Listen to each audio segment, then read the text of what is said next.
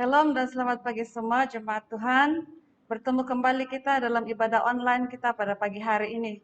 Mari sebelum kita memulakan ibadah kita, mari kita berdoa. Saya pimpin dalam doa. Tuhan Yesus Kristus, Allah Bapa kami yang dalam kerajaan sorga, kami bersyukur Tuhan karena penyertaan-Mu pada minggu-minggu yang lalu sehingga pada hari ini kami dapat bersama kembali dalam ibadah online pada pagi hari ini. Kiranya Engkau yang menyertai kami, memimpin kami dari awal hingga akhir ibadah kami. Terpujilah nama Tuhan, ini doa kami. Hanya dalam nama Yesus kami sudah berdoa. Amin.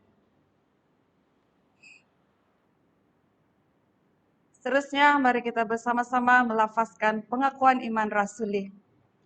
Aku percaya kepada Allah, Bapa yang Maha Kuasa, Pencipta langit dan bumi, dan kepada Yesus Kristus, Anaknya yang tunggal, Tuhan kita yang dikandung daripada Roh Kudus, lahir dari anak darah Maria, yang menderita di bawah pemerintahan Pontius Pilatus, disalibkan, mati, dan dikuburkan.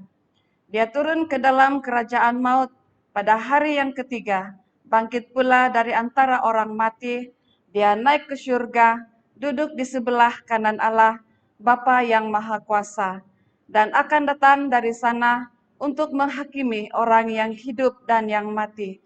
Aku percaya kepada Roh Kudus, gereja yang kudus dan am, persekutuan orang kudus, pengampunan dosa, kebangkitan tubuh, dan hidup yang kekal.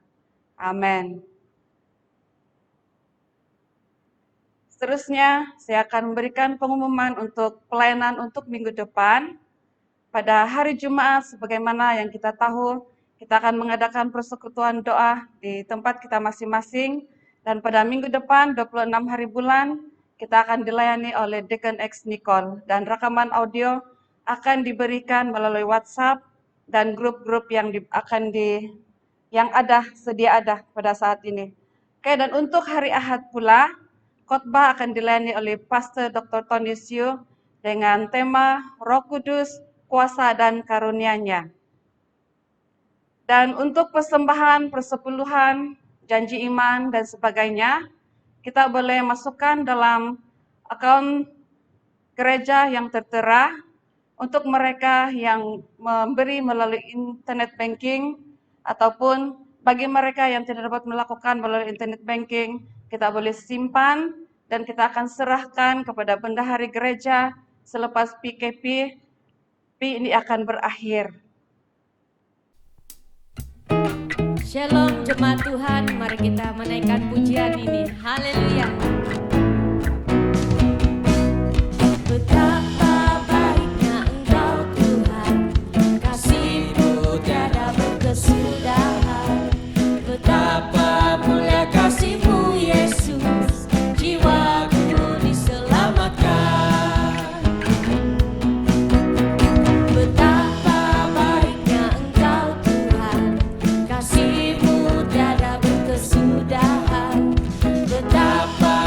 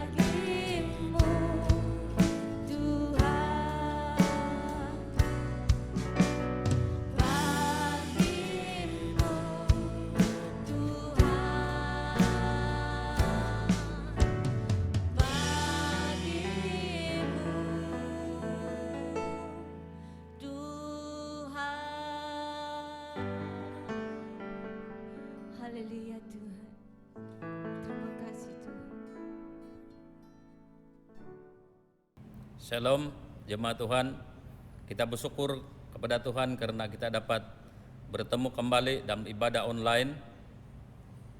Kita diperkayakan oleh Tuhan, bahkan kita mendapat suatu yang luar daripada kebiasaan kita. Kita dapat berbakti bersama, mendengar firman Tuhan dengan apa cara sekalipun. Kita tidak dapat dibatasi oleh apapun keadaan untuk kita sama-sama belajar firman Tuhan.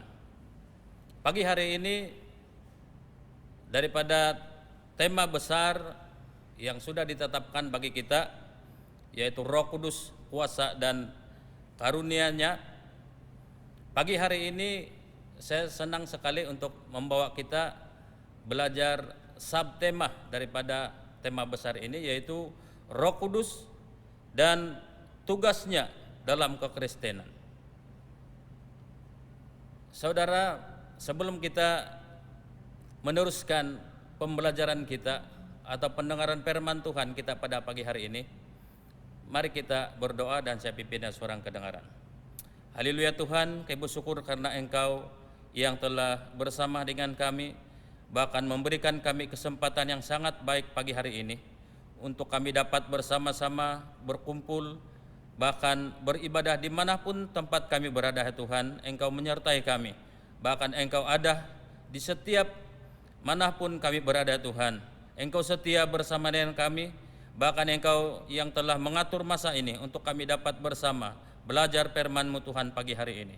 Tuhan, pimpin kami, sertai hamba-Mu, sertai semua yang mendengar firman Tuhan pagi hari ini, supaya Engkau yang memberikan mereka hati yang terbuka, hati yang rendah, untuk kami dapat belajar bersama, untuk kami dapat senang, supaya segala sesuatu yang kami laksanakan pagi hari ini melalui pendengaran firman Tuhan ini, Engkau yang membuka pintu hati kami, supaya kami senang diajar oleh Engkau Tuhan Yesus Kristus. Kami sedia dibentuk oleh firman-Mu, kami sedia ditegur oleh firman-Mu, kami sedia mendengar firman-Mu dengan hati yang siap dan terbuka. Ya Tuhan Yesus Kristus, terpuji dan termulia Engkau Tuhan. Semua ini kami sudah berdoa hanya dalam nama Yesus Kristus Tuhan kami sudah berdoa. Amin. Mari jemaat Tuhan dimanapun Anda berada, mari kita buka Alkitab kita dalam 2 Korintus bab yang pertama ayat 21 hingga ayat yang ke-22.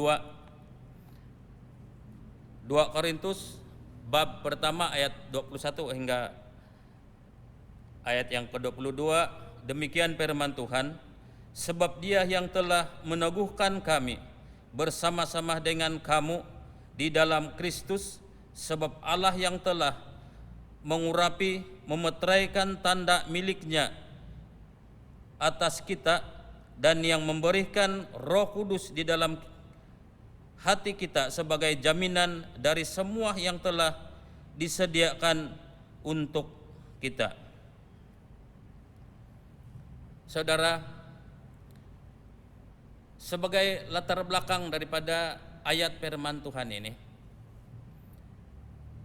Paulus telah berjanji atau sudah memberitahukan cadangannya untuk ke Korintus.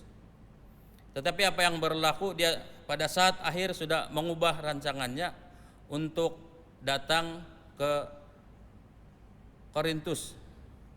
Dalam perjalanannya ke Makedonia, dia sudah berjanji dengan jemaat di Korintus untuk datang di Korintus. Saat dia ke Makedonia, kemudian kembali ke Yudea, dia akan singgah lagi di Korintus. Tapi apa yang berlaku, dia sudah mengubah rancangannya ke pelayanannya ke satu tempat yang disebut sebagai Troas. Dan di sana pun dia melakukan penginjilan untuk Tuhan, menjangkau jiwa-jiwa untuk Tuhan. Nah, apa yang berlaku adalah ramai atau jemaat di Korintus pada ayat-ayat seterusnya bersungut sebab janji yang sudah dibuat oleh Paulus itu tidak ditepati. Demikian kita sebagai manusia biasa, kita juga seringkali tidak menepati janji kita. Dalam firman Tuhan yang teks sebelum yang kita bacakan tadi itu, Paulus memberitahu bahwa hanya Allah yang dapat menepati janjinya, di mana Allah sudah menepati janji-janjinya kepada umat manusia. Yang pertama, Allah menjanjikan juru selamat untuk kita. Dia sudah menjanjikan Yesus Kristus untuk kita. Dan janji itu ditepati oleh Yesus. Yesus datang ke dunia sebagai penebus dosa, penebus kita daripada hukuman dosa. Dan oleh karena kasih Kristus atau kasih Allah, Dia sudah memberikan Yesus Kristus sebagai jaminan hidup kita, jaminan keselamatan kita yang tidak pernah akan diambil daripada kita, dengan syarat kita tetap setia kepada Allah. Dalam Yohanes 14, 15 hingga 17 dan juga dalam Yohanes 16, 7 hingga 9, Yesus juga menjanjikan Roh Kudus sebagai penolong, penghibur, dan akan menyertai kita selama-lamanya. Roh Kudus telah turun ke atas murid-murid Yesus pada hari Pentakosta. Itu kita dapat dalam Kisah Para Rasul bab yang pertama ayat 1 hingga 4. Semua sudah digenapi. Semua janji-janji Kristus, janji-janji Allah sudah digenapi. Nah, Bapak Ibu yang dikasihi Tuhan, dalam teks kita yang kita sudah baca sebentar tadi dalam 2 Korintus bab yang pertama ayat 22 ayat 21 hingga 22, dan juga kalau kita berkesempatan lihat dalam Efesus 1 13 hingga 14, dikatakan di sana bahwa Roh Kudus sebagai meterai, tanda bahwa kita adalah milik Allah. Saat kita percaya kepada Yesus, kita telah dimeteraikan dengan Roh Kudus, dan Roh Kudus sebagai jaminan bagi kita sampai kita memperoleh semua yang dijanjikan oleh Allah untuk kita, yaitu keselamatan yang kekal. Bukan saja Roh Kudus sebagai meterai bahwa kita adalah milik Allah, tetapi Roh Kudus juga melakukan banyak peranan dalam kehidupan rohani kita. Saat kita percaya Yesus sebagai Tuhan dan Juru Selamat, Dia sudah memberikan Roh Kudus dan tinggal bersama dengan kita. Bapak Ibu yang dikasihi Tuhan, apakah tugas atau peranan Roh Kudus dalam kekristenan? Kesempatan kali ini atau pagi ini saya memberitahu kita dua tugas khas Roh Kudus bagi setiap orang Kristen. Yang pertama, Roh Kudus menolong kita memperoleh watak atau kepribadian seorang Kristen yang baik. Yang kedua, Roh Kudus memberi kita pemberian roh atau karunia-karunia roh. Bahagian yang pertama, Roh Kudus menolong kita memperoleh watak atau kepribadian Kristen yang baik. Roh Tuhan atau Roh Kudus menolong kita supaya lebih menyerupai Yesus dengan menghasilkan buah-buah Roh Kudus dalam diri kita. Buahnya berkaitan dengan sikap, pertuturan, dan perhubungan kita dengan orang lain. Apakah buah-buah Roh Kudus itu? Mari kita lihat dalam Galatia bab yang kelima ayat 22 hingga ayat yang ke-23. Galatia bab yang kelima. Dalam Galatia bab yang kelima ayat 22 hingga 23. Saya akan bacakan. Tetapi buah roh ialah kasih, sukacita, damai sejahtera, kesabaran, kemurahan, kebaikan, kesetiaan, kelemah lembutan, penguasaan diri. Tidak ada hukum yang menentang hal-hal itu. Dalam ayat ini ada 9 sifat yang terdapat dalam ayat-ayat ini, atau ada 9 buah-buah Roh Kudus yang terdapat dalam ayat ini.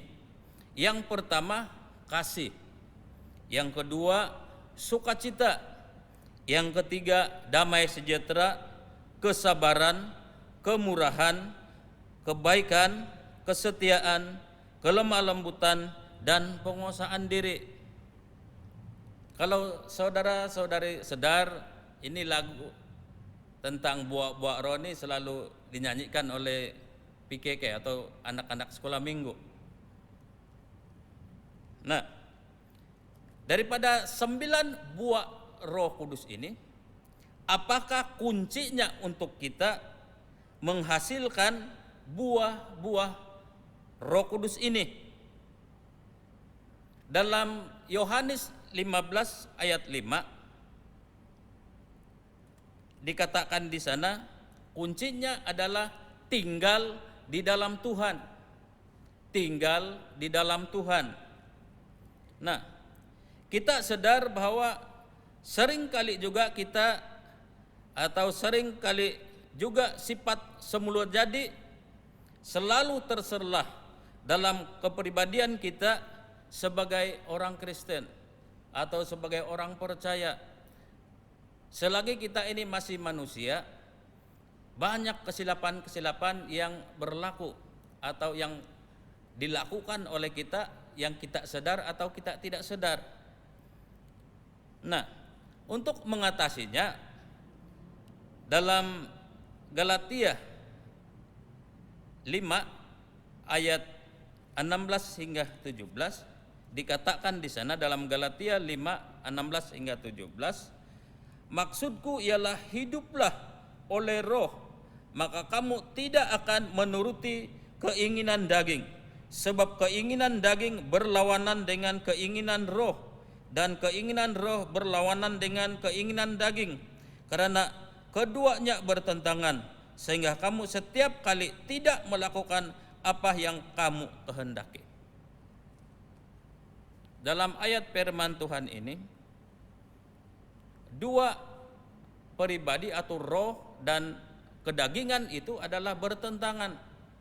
Sebagai orang percaya, saya kira semua kita ingin supaya menjadi berkat kepada orang lain, mempunyai kepribadian yang baik. Tetapi kita tidak terlepas juga dengan kesilapan-kesilapan. Inilah yang berlaku kepada kita sebagai manusia. Inilah makanya kita sering berdoa, sering merenungkan firman Tuhan, supaya kita semakin hari semakin kita dibentuk oleh firman Tuhan, semakin kita diingatkan supaya kita senantiasa mengamalkan kehidupan atau sifat-sifat yang menunjukkan bahwa ada 9 sifat atau buah roh itu terserlah dalam kehidupan kita. 9 sifat ini membentuk kita sebagai seorang pribadi Kristen yang baik, membentuk kita sebagai seorang Kristen yang baik secara individu. Tetapi kita juga tidak terlepas sebagai orang Kristen. Kita tahu bahwa Kristen itu adalah pengikut Kristus. Artinya bukan seorang saja yang mengikut Kristus, bukan saya dan kamu saja yang mengikut Kristus, tapi banyak orang yang menjadi pengikut Kristus. Jadi dalam keadaan kita sebagai berjemaat, Roh Kudus juga berperanan untuk membentuk kita atau menyediakan kita sebagai seorang jemaat, seorang anggota tubuh Kristus. Oleh yang demikian, dalam tugas khas Roh Kudus yang kedua adalah Roh Kudus memberi karunia roh kepada orang yang percaya. Yang kedua, Roh Kudus memberi karunia roh kepada orang yang percaya.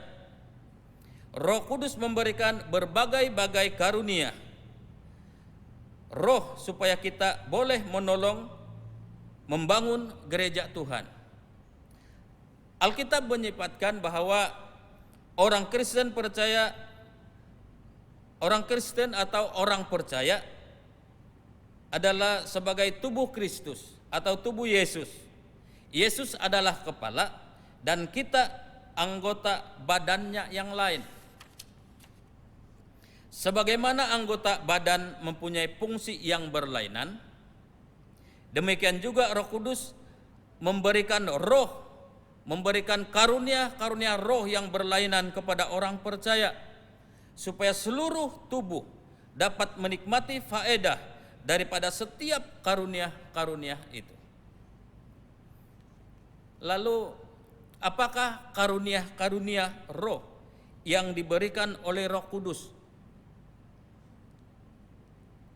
Kita akan coba rungkaikan karunia-karunia Roh Kudus yang diberikan oleh Roh Kudus dalam konteks 1 Korintus bab 12 ayat 1 hingga 11.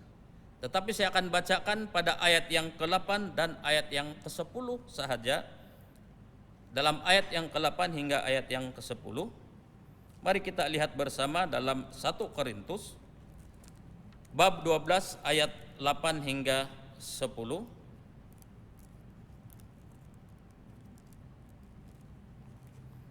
1 Korintus bab 12 ayat 8 hingga 10. Sebab kepada yang seorang roh memberikan karunia untuk berkata-kata dengan hikmat, dan kepada yang lain roh yang sama memberikan karunia berkata-kata dengan pengetahuan. Kepada yang seorang roh yang sama memberikan iman, dan kepada yang lain ia memberikan karunia untuk menyembuh. Kepada yang seorang roh memberikan kuasa untuk mengadakan mukjizat, dan kepada yang lain ia memberikan karunia untuk bernubuat, dan kepada yang lain lagi ia memberikan karunia untuk membedakan bermacam-macam roh. Kepada yang seorang ia memberikan karunia untuk berkata-kata dengan bahasa roh, dan kepada yang lain ia memberikan karunia untuk mentafsirkan bahasa roh itu. Kalau tadi dalam buah-buah roh ada 9. Lalu karunia-karunia yang diberikan oleh Roh Kudus dalam konteks 1 Korintus bab yang ke-12 juga ada 9 karunia-karunia. Lalu saya melihat atau mengkaji firman Tuhan ini, waktu saya menyediakan firman Tuhan ini saya terkejut. Kenapa 9? Kenapa hampir sama? Buah Roh Kudus 9, karunia pun 9 juga. Dan saya kira ini bukan secara kebetulan. Nah, dalam ayat 8 hingga 10 tadi ada 9 karunia Roh Kudus. Yang pertama saya ulang kembali, karunia berkata-kata dengan penuh hikmat. Yang kedua, karunia menyampaikan pengetahuan tentang Allah. Yang ketiga, karunia iman. Yang keempat, karunia menyembuhkan. Yang kelima, karunia kuasa untuk melakukan mukjizat. yang keenam karunia bernubuat, yang ketujuh karunia membezakan roh, yang ke-8 karunia berkata-kata dalam bahasa roh, dan yang ke-9 karunia mentafsirkan bahasa roh. Nah, dalam ayat ke-11 dalam bab yang sama dikatakan, tetapi semuanya ini dikerjakan oleh roh yang satu dan yang sama, yang memberikan karunia kepada tiap-tiap orang secara khusus seperti yang dikehendakinya. Dalam ayat dikehendakinya, dalam ayat seterusnya kita sebagai jemaat Tuhan diibaratkan sebagai satu tubuh yang terdiri daripada banyak anggota yang mempunyai fungsi yang berlainan. Kita mempunyai kebolehan dan karunia yang diberikan oleh Roh Kudus yang berbeza-beza. Apakah tujuannya Allah atau Roh Kudus memberikan karunia-karunia kepada kita? Dalam 1 Korintus bab yang ke-12 ayat yang ke-7 dikatakan bahwa tujuannya adalah untuk kepentingan bersama. Tujuannya adalah untuk kepentingan bersama. Dalam kehidupan kita sebagai jemaat Tuhan, hidup berjemaah,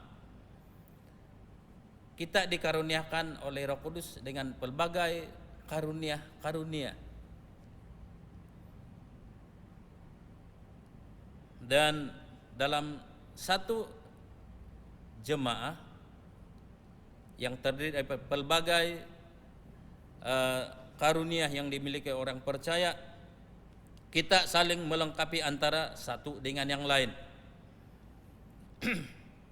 Dalam ayat 1 Korintus 12 ayat 27 hingga 31, saya akan bacakan dalam 1 Korintus bab 12 ayat 27 hingga 31.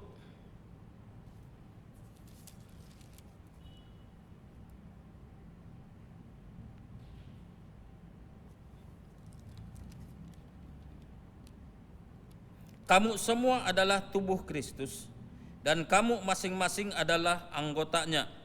Dan Allah telah menetapkan beberapa orang dalam jemaat, pertama sebagai rasul, kedua sebagai nabi, ketiga sebagai pengajar, selanjutnya mereka yang mendapat karunia untuk mengadakan mukjizat, untuk menyembuhkan, untuk melayani, untuk memimpin, dan untuk berkata-kata dalam bahasa roh. Adakah mereka semua rasul atau nabi atau pengajar? Adakah mereka semua mendapat karunia untuk mengadakan mukjizat, atau untuk menyembuhkan, atau untuk berkata-kata dalam bahasa roh, atau untuk mentafsirkan bahasa roh? Jadi berusahalah untuk memperoleh karunia-karunia yang paling utama, dan aku menunjukkan kepadamu jalan yang lebih utama lagi. Apakah karunia yang paling utama? Sebenarnya dalam ayat yang lain, dalam bab seterusnya, karunia atau yang terutama daripada semuanya itu adalah kasih.